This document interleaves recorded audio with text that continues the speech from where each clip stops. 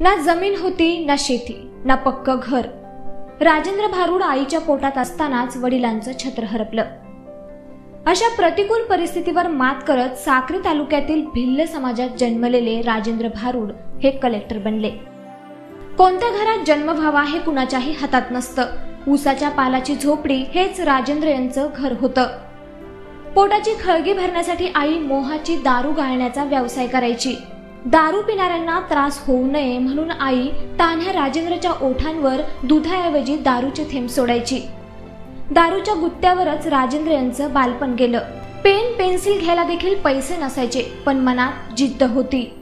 एकदा राजेंद्र अभ्यास करत असताना दारू प्यायला आलेल्या एकानं चकना आणायला सांगितला. परीक्षा सुरू असल्याने राजेंद्रने या गोष्टीसाठी नकार दिला. त्यामुळे समोरचा चिडला आणि त्याने राजेंद्रला शिकून असा कोणता मोठा कलेक्टर होणार आहे असं हिणवलं. त्याच्या या हिणवण्याचं राजेंद्रला अत्यंत वाईट वाटलं. यातून राजेंद्र यांनी आपण कलेक्टरच व्हायचं असा निर्धार केला.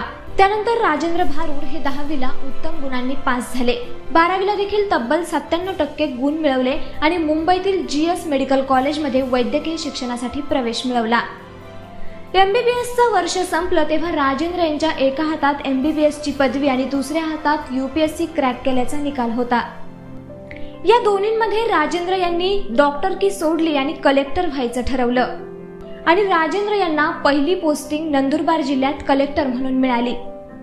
जगताना पावलोपावली संघर्ष होता, अडचणी होत्या, मात्र आईचे कष्ट हीच प्रेरणा होती. यातूनच राजेंद्र यांनी थेट IAS ऑफिसर पर्यंतची मजल गाठली.